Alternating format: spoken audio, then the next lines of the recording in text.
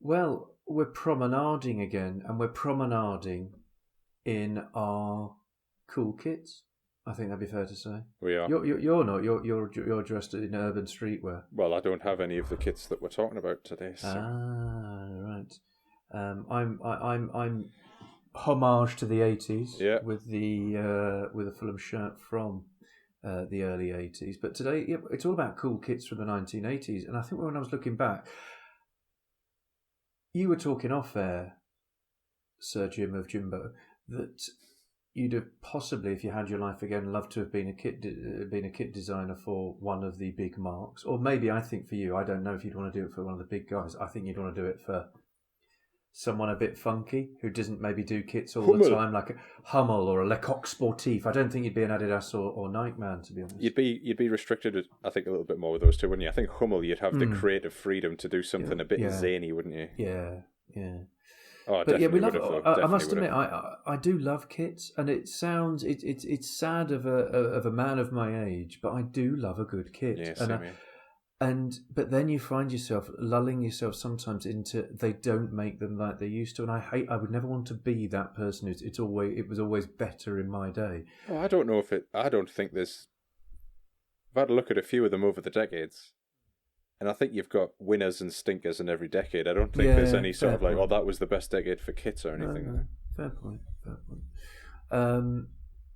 I think it's interesting because obviously some of the kits that you saw in the 80s have been redone in latter years as kind of a retro homage, but actually done as a first team kit. Mm-hmm. I'm thinking here of certainly Man United when they first signed with Adidas, re-signed with Adidas, did that sort of V-neck one that was from probably the early or late 80s. Denmark did a slight homage to the very cool, that may or may not come up in this video. We're not on international teams yet. I thought it was just the 70s. You're just breaking the rules. 80s even. 80s. Yeah. I thought it was any team from the 80s. I'll have to drop two of me picks now. I've got like 8 picks, so I can drop 2 of them. Okay, we can drop the internationals.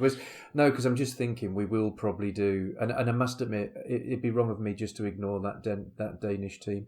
Although they didn't win anything, not only did I think it also helps if you've got a cool kit and you've also got like the best team your country's ever had as well. I mean, they were a really good side. I imagine in Denmark there's a fondness for that shirt. Oh, you'd think so, and for that team. I'm hoping they were quite a sort of hard living, hard drinking side as well. I don't know that, but I'm kind of hoping they live life to the full on and off the pitch. Yeah. Because they were a superb team. Preben Elkjær, Michael Laudrup would have been at that point, Søren Lerby, Jesper Olsen, Jan Molby. I mean, Big some Pete. really. Well, he would have been later on. But they had some serious play. And funny enough, obviously, when they won the thing in '92, much more of a prosaic unit, but therein lies the contradiction of sport, I suppose. Yeah. Sometimes a team wins your heart, sometimes it wins a trophy. I find more and more these days it's more of the latter without the former, right? It seems to be. Very functional sides winning major international trophies these days.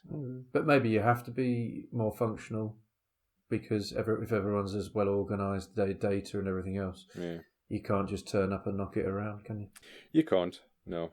It'd be great to see like a free-flowing international side win a tournament one of these days. So, like, really just like all guns forward. Just I think it's harder at international level because you have less time, so therefore it's everyone's well organised now as well, aren't they? Like every and team you think of someone like Pep, probably the preeminent coach of his generation.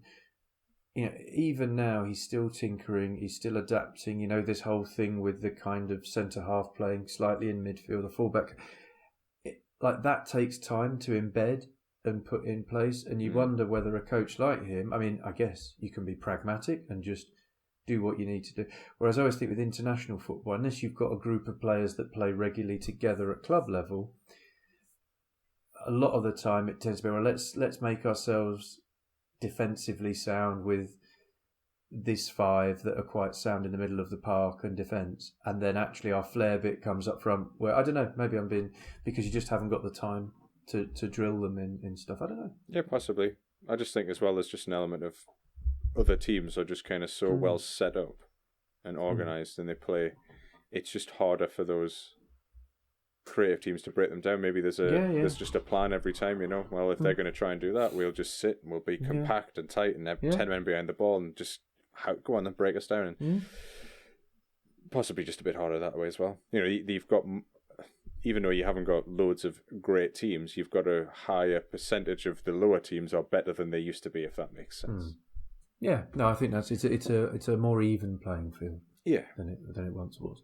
So let's cheer ourselves up. 1980s. To be fair, on the terrace is not a bundle of laughs, as to be said, as alluded to across a few shows before. Music and fashion-wise, though. Yeah, music and fashion were always the passion at the Copa, but that was, I think, that was the late 1970s.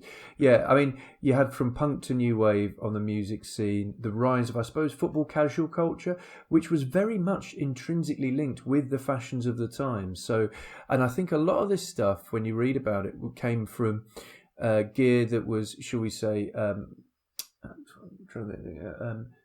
taken, I think, is probably the euphemistic way, on European trips. So the likes of Fila, Tashini, Alessi, Adidas Originals, Diodor, those sorts of fashions came very much into the mainstream, but were very much part of the terrace culture. It was, I think, whereas the 70s you'd be wearing your colours. I don't think the terraces didn't. Nothing else. Yeah, but you didn't get your colours, and actually it was very much. And you see elements of that still, I think, in terms of that fashionista piece. But I think the replica shirts. Replicas suddenly starts to become big business. Yeah. In this period, which you start to see sponsors on shirts in the 80s as well, don't you? Yeah. So I think Liverpool might have been the first with Hitachi. Interestingly, though, there was a lot of controversy about that, and it wasn't until the mid-80s, I think, where you were allowed to have a shirt. This is mental when you think about it. You were only allowed to have your shirt sponsor on the shirt on games that weren't being shown on TV. Yeah, you're doing the math, aren't you? There. So basically, you come along, you say, "Oh, Hitachi, I'm the bloke from Hitachi. I'm the commercial director of Hitachi. Right, we'd love to do a deal with Liverpool because they're the best team in Europe." They come up, great, yeah, we'd like to put Hitachi across your shirts, 3 years, this contract. Brilliant. One slight thing. Whenever Liverpool are on TV, which typically then would have been highlights with the very occasional live game, we'll have to wear a shirt without that on. All right, so when you've got 10 to 15 million people watching, we don't get any exposure. Yeah, brilliant, eh? Odd. Yeah, but that's the world we live in. That couldn't have been that way for very long then, because it wasn't for. Liverpool. I think Hitachi was about 1980, right. So it would have been about 84, 85. But even then, and this is where it gets proper crazy. So Liverpool moved from Hitachi to Crown Paints. Crown Paints. They got the benefit, did they? No, not quite. Not quite. It wasn't a story of happy brushstrokes, shall we say? Because even then, Crown Paints. the TV companies insisted. Bear in mind, there's advertising around the pitch. Yeah. No, the TV companies insisted that you had a logo like that. Liverpool might have Crown Paints across there, but when they were on the telly, the logo had to be smaller. So they had to have a second. Yeah. Is this because, what was the reason? Is because the TV companies wanted a share of the advertising and they weren't getting it? I think it was more just, it's just unbecoming. I don't think it didn't take them long to change their mind. You cannot have it on at all. Right, you can have it on, but it's smaller. And then they went, actually, sod it, this is ridiculous, let's just do it. But then and you're, as someone who's a kit lover like myself, I think one thing we talked about on kits for 1970s, and we talked about the Coventry one, the one where they've redone it, and how the sponsor had splattered it onto the and how disgusted we were at that. Well, Liverpool's Crown Paints, I don't know if you can remember the Crown Paints logo, but it was quite a distinctive logo, because to fit Crown Paints in, rather than just make the logo smaller from the corner, what they did was just basically have the words Crown Paints in a nondescript font in one line, like across there, which aesthetically, no. But it would have been, I reckon, about I'm trying to think, the mid around about 85, 86 and then you're allowed them on replica shirts as well, because you weren't allowed them on replica shirts. I don't like that. I wish that was wrong. That you could take that off. But then I get it, that the companies are paying for the ridiculous exposure, money. aren't they? Look, if we sell 50,000 shirts this year, you're going to have 50,000 people walking around with Yokohama tires written on it, Yeah. Because everyone's in the market for Yokohama tires. Or in those days, obviously, your dad might his tires. Yeah. You've got your Draper tools. You're walking around the house in Draper tools. Your dad's going, I must get a new hammer. I tell you what, I'm going to get. I'm going to get a Draper. I need a chisel. Where will I get it? But again, it just shows sign of the times, doesn't it? We're talking Draper tools, Crown paints. Well, the 80s was clearly the period for DIY. What would you call it? Like home improvement companies. Well, it was a bit actually. It was a bit of the They must have been the big industry of the 80s, home improvement. Yeah. No, you're probably right there. I think, to be fair, in terms of kits, Adidas and Umbro were the big players. Admiral This was the point where Admiral, from their sort of Hallican, they went 1970s. Did they go period, bankrupt? I don't know the full story. They might have done eventually, and then rebirthed, so to speak, because they exist now. They're back up and running. Yeah, but I think they had a plummet in the 80s, so didn't they? And I think it was where, and then this is where the other mad thing, Nike entered the market, and I think the first two Nike, correction.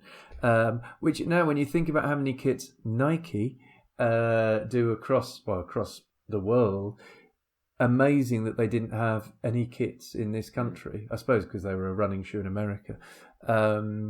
And obviously our former guest from a couple of years ago, Jim Pearson, helped broker the deal to get them in at Arsenal with David Dean in the first instance. He did. And then I think they did Sunderland's kit, actually. But it still took quite a while before they started doing the volume of kits. And I think we mentioned a couple of them, Hummel and Le Coq Sportif. I think that the 80s was that was Hummel's decade, peak, wasn't it? Peak era, yeah. Yeah. I think it would be remiss of us to mention this decade without a mention of the very short shorts. Almost obscene. Almost obscene. It's almost like someone went, how short can we conceivably get these before they stop being shorts? And that's what they did. They managed to get at that to that whatever like depth of leg it is to get to. And then the material as well, from the heavy cotton more to the sort of the lightweight gear, I suppose, that we see today. But so quite revolutionary in many ways, the 80s for the world of kittery. Mm-hmm. Shirts were better than the shorts. Yeah, I think that's fair. And I think unless you had legs like Stuart Pearce, i.e. like tree trunks, you couldn't really pull it off. Not a good look with sort of pale, pasty, lack of definition or whatever. It's not. Graham Souness probably could pull it off, but there weren't many. There weren't many, in fairness. Yeah. We can discuss footballers' legs in a different episode if you want. Hit upon a new episode. I feel like I've got a rich seam of editorial. Well, you've clearly thought about it before, so just once or twice. but quickly getting back before we get taken off air. So kits, where do you want to start, Jimbo? Give us a kit. Let's talk about a kit. Well, I'm going to start with Hummel. Oh, I like it. And I'm going to go straight in. I'm going to pick my pick for my team and also another team, because I was going to be a third team, but you've banned me from talking about international kits. I'm going to go with Southampton and Coventry City, who both had the same pinstripey thicky bit, other pinstripey bit, other thicky bit. So those two, I mean, they could be the two best kits, including the Denmark one, which I'm not allowed to talk about, of the 80s. And you had the Hummel kind of arrow, arrows, multiple. I think the only I'm going to take slight issue, because I think, for whatever reason, the Southampton kit, I think, worked. I don't know why, whether it's the colours used. I'm not sure about the Coventry one. Oh. I'm going to be controversial. Yeah, I'm not sure. I quite liked the sort of very, very light blue on white. I thought it looked cool. And it sounds ironic, given that Draper Tools may well have been the kit sponsor of choice, but I have a feeling that for Coventry it might have been Granada Bingo. Right. And I just don't know if that cuts the fact that you know, or even have an idea of what the sponsor on Coventry City's late 80s Hummel home shirt was, is astonishing. I'm not sure you're saying that to me in terms of a compliment, but I'll I'll accept and obviously ride around on the penny farthing tomorrow, doffing my top hat to any passers by. Yeah, that just gives, I think, viewers and listeners an insight into the ridiculously anal level of knowledge that James has for every aspect of football. I'm sure you could probably tell me what regulation levels were for like sock lengths were in the 70s, 80s. Were you allowed to have more than one colour on a sock, James, at any point? When did it become 2 colours on a sock? How many hoops are you allowed on a sock? Are you ever allowed to have striped socks? You've probably got all this written down in some anorak book somewhere. That is ridiculous. I'll tell you what, the 80s did see the return of the hoop sock, and it was Umbro of all people that did it. And I think they only did it. It was Arsenal of all the clubs, very traditional club Arsenal, the Arsenal of course. They had their traditional home kit, but then their away kit was they moved away from the yellow and blue for some reason and went green and blue. Interesting choice. But their socks were basically hooped green and blue, and then the home kit was, I think, It just didn't. I don't know about hoop socks. I think hoop socks work in rugby. It doesn't work in football. I think it depends very much on the kit if the hoop sock's going to work. But you've basically just proved my point there. Thank you. Yeah. So those are my first 2 picks: Southampton and Coventry home kits, Hummel, with all the jazziness going on. The jazzy kit. I'm not sure about the Cov one. So you are street, aren't you? Should we stick up on a Cov for the weekend? Streets with a Z, obviously, because everything's with a Z at the minute. Kool Kits. Kids. Yeah. Ooh, that one sounds. Yeah, maybe we'd have to pronounce the S on that one because you put the Z on the end. It starts to sound like something else. Because good point. Spurs home, 1985. Spurs home. No, again, a classic Hummel, and I think this one with the kind of light, the light pattern going across the top, with quite an outrageous use of the Hummel arrow around the midriff, and then Holston as your Holston, which to be fair, did they stick around for a long time? Holston with Tottenham, Tottenham they did, and I think as well it was probably. That was the height of glamour. I think where sponsors have got. Holston was sort of. If you had Holston now, but those days, nowadays it's like if you've got like Emirates Airlines on your shirt, that's a big one now, isn't it? If you got like an airline, they're the big ones. Well, you think about. I mean, again, maybe we need to do sponsors. Through the time, I think we need to do sponsors. We'll have to jotting it down for listeners and not watchers. James is currently jotting down an idea for a future podcast. So you're watching creative genius occur right now, live. Absolutely, right in front of you. Literally finding my inner Nesbitt. But no, that Spurs kit for me, and I think I always think not only was it quite different. With that kind of little the pattern across the top and what have you, it still works to this day. It's very Hummel, but also you can, I suppose you associate it with players. Glenn Hoddle, you see Glenn Hoddle in that kit, just firing passes with either foot, brilliant touch, free kicks. So there is a even though I'm not a Tottenham fan, there is an evocativeness. Is that a word? Evocativeness? I'm not sure. It doesn't feel like it is. No, it doesn't feel like. So we've made a word up as well. So, but that home kit, and I think it felt to me that I had to find something from Hummel, and that was your Hummel choice. Yeah, that was my Hummel choice. A little bit different to a lot of the other Hummel kits. Actually, I'm not sure of any others that was. Yeah. Yeah. I was going to say not quite as jazzy, but it is quite jazzy for what is essentially a white shirt. I mean, how much can you jazz up a white shirt? I think it's the piping on the shoulder that just gives it that. It just gives it that registration. Yeah. Yeah. Is that too much? No. Have I gone full clothes show there? You have a little bit. You've clearly been swatting up on your clothes terms because you were having a right go at me last time for coming out with, what did I say? I can't remember. Was it something? It was something with the other colour, wasn't it? I cannot think of it now. Was it not the piping? Was I not? No, you just said piping. Oh, did I? Yeah. Again, I've said it. It's so good they named it twice. Yeah. What's your third kit then? Because you've just been racing through the bargain bucket. I'm going to go with a Crystal Palace kit from 1982, white sash.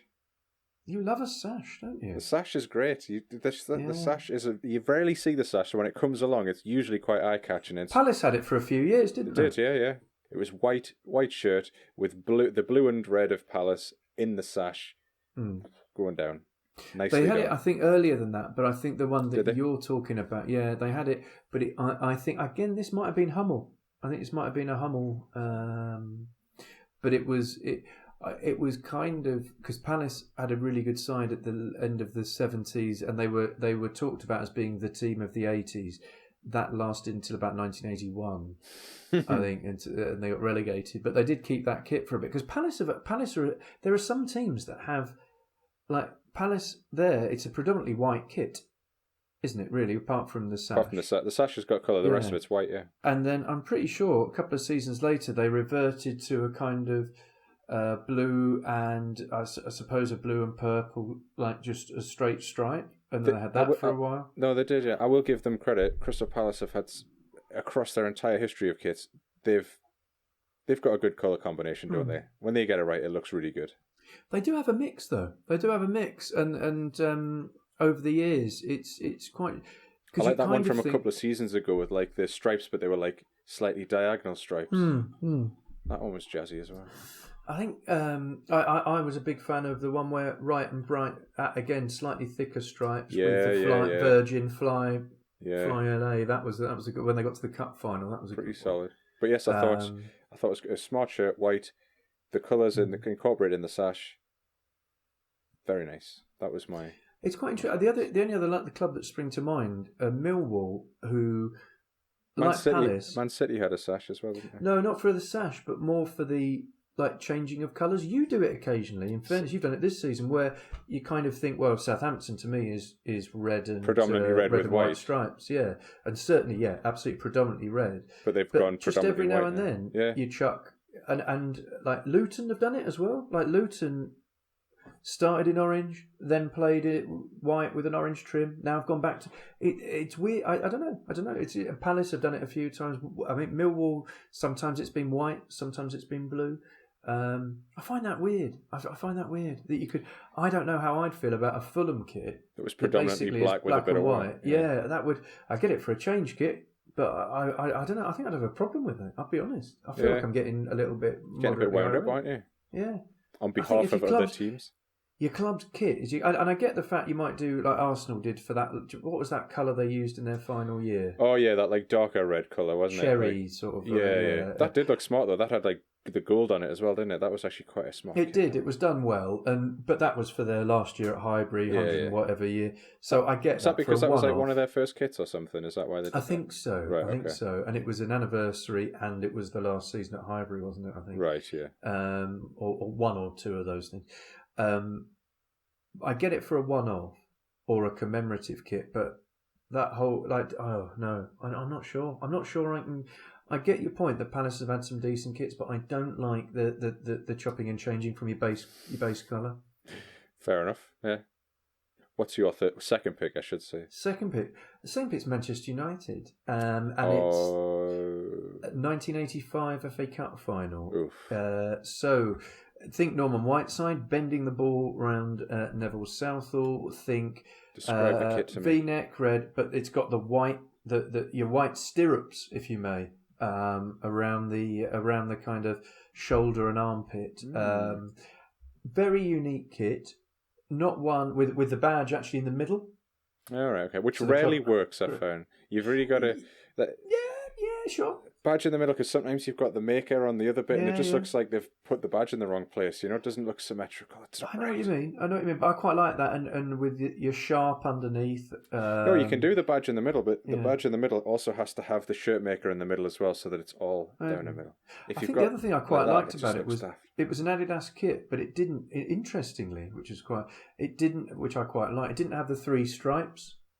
So it was. Had they not brought that in by that point, or is that just no? random? I mean, the 3 stripes have always been just for that particular. And I think that's what made it stood. I think that and the white stirrupy element made it stick out. And by no means a Manchester United fan, but it was just a pretty cool kit. It had you then had nice. what was the white shorts, and then you had black socks, but but with the bit that you folded over was white with an Adidas logo on, like the trefoil, and which again that was the first kit I remember that had the actual logo on the socks. I think Liverpool followed it a year later when they went to Adidas and had it in the sort of calf area, but these guys had it on the turnover. The other thing I did it. The junior team I played for, though it didn't have the Manchester United badge on, we must have got a knocked off snide version of that, but it felt quite good because it was pretty much the same season. So we had this kit, and we had it for obviously a lot longer than Manchester United did as a home kit. But it felt a pretty cool kit to wear. Yeah, you've used the word "cool kit" 2 or 3 times in that.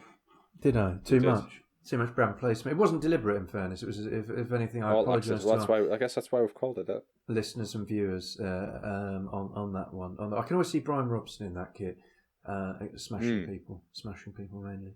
Smashing people. Have I got a kit left? I've got one more I'd like to say, but you go with yours and then I'll go with mine. Oh, okay. So this one I think is a little bit of a note to. You could argue not a standout kit, but I think a kit of its time and a kit that resonated because of the team and what that team, quite a unique team in that period. And it's the Ipswich home kit from kind of 81, 82, where they nearly won the treble. And they ended up winning the UEFA white Cup. On it? Yeah, so basically blue V-neck, Adidas, always nice. And yeah, exactly, just a straight pinstripe all the way through. Simple, classic, with Pioneer as a Pioneer. Do you remember them? They did stereos and stuff. I don't think they exist anymore. You know what? Now you've said what they make. Yes, I do see it now. But yeah, there'll have been one in the tenant household, I'm sure. They're probably playing the old 45. So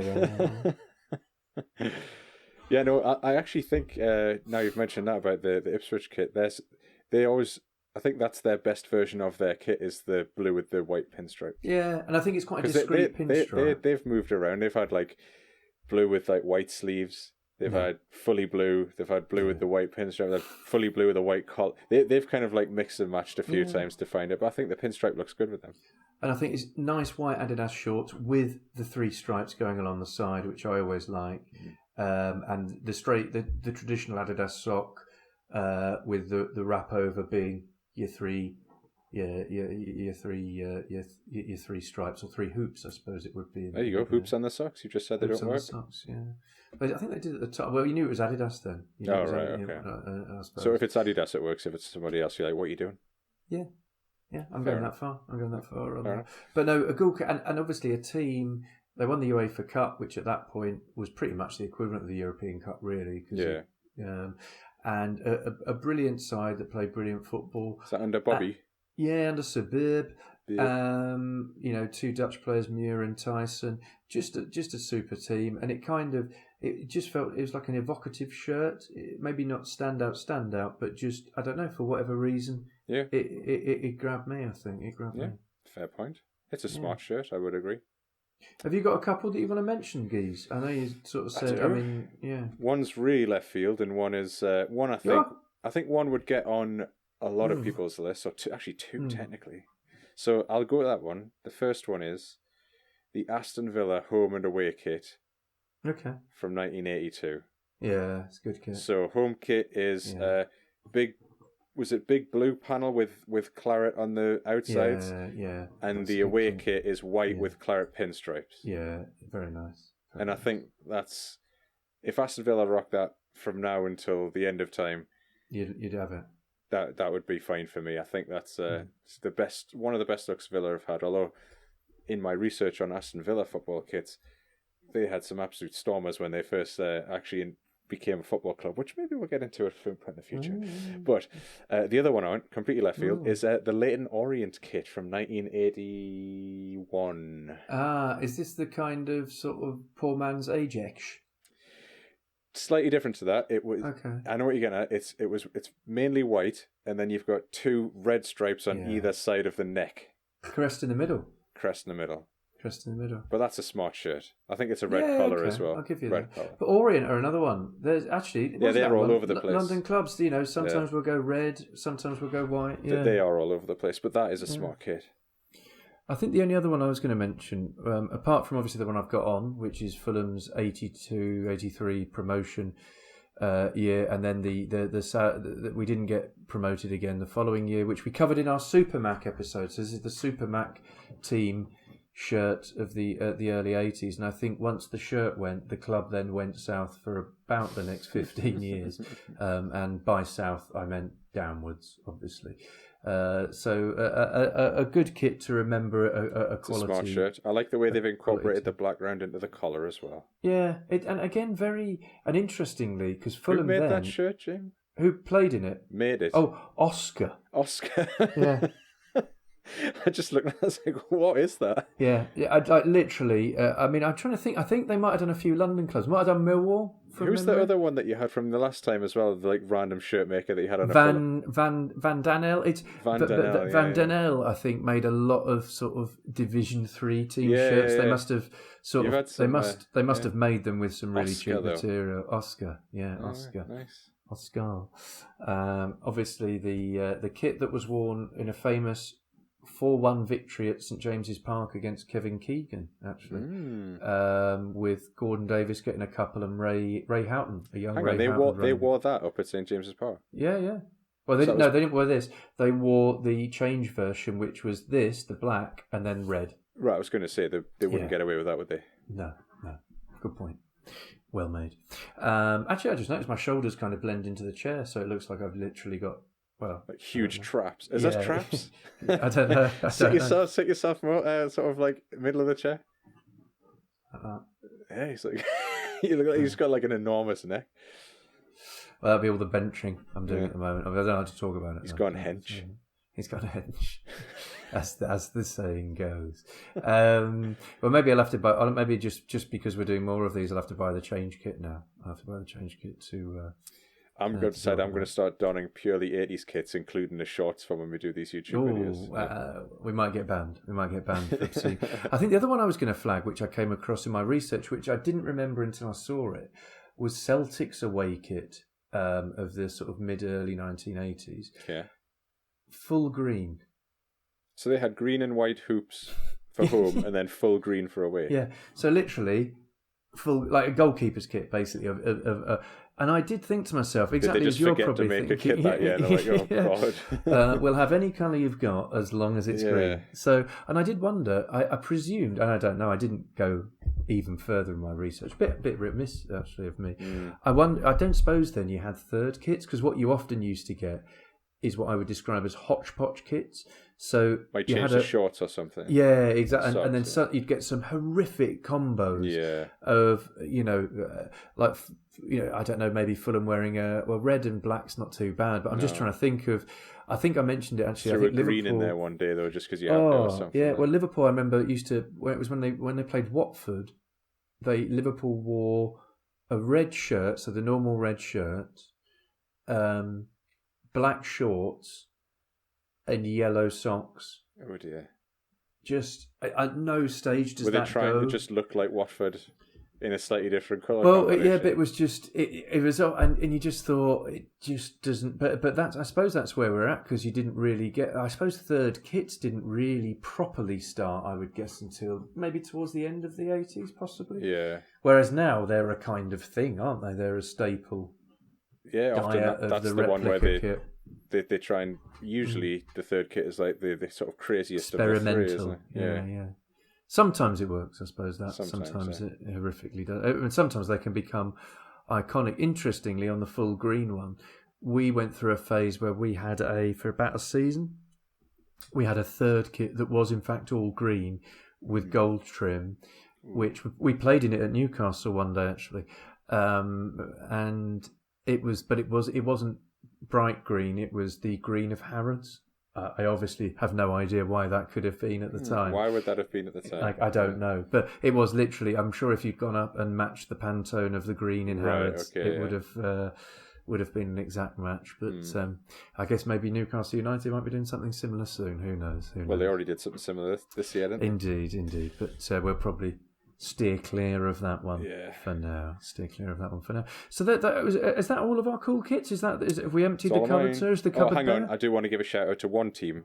Yeah. Who, across all decades... So when I've been doing some research for this, and I have been doing research... This feels like a really serious point, by the way. I feel like we need some sort of trumpeter at this point.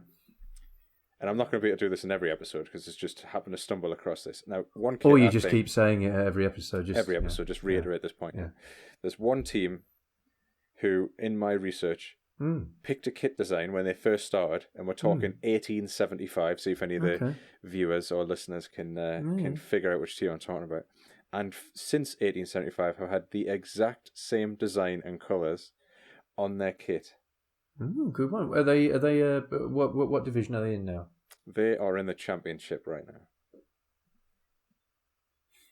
Area of the country? Not north and not south. No. Would they be north? They're further north than they are south. I would not want to be, in case I'm going to insult somebody about not calling them north or south or whatever. They'd be north. Would I call them north?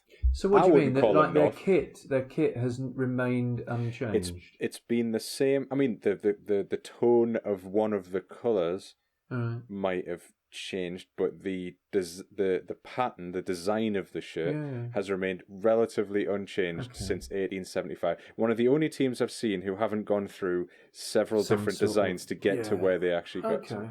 Am I allowed one guess? Is that it? One guess? I'll give you one. I just want to guess. Don't go off my thing about the whole placement in the country because that might throw you. That's exactly where I was going. Of Stoke City. No. Although, actually, I didn't research Stoke City, so that might actually be true as well. And also, solid choice as well. This club has always produced decent kits because it's such it looks different. It's cool. They landed on it when they first started the club, and they've kept with it for nearly 150 years. Burnley? No, begins with the same letter.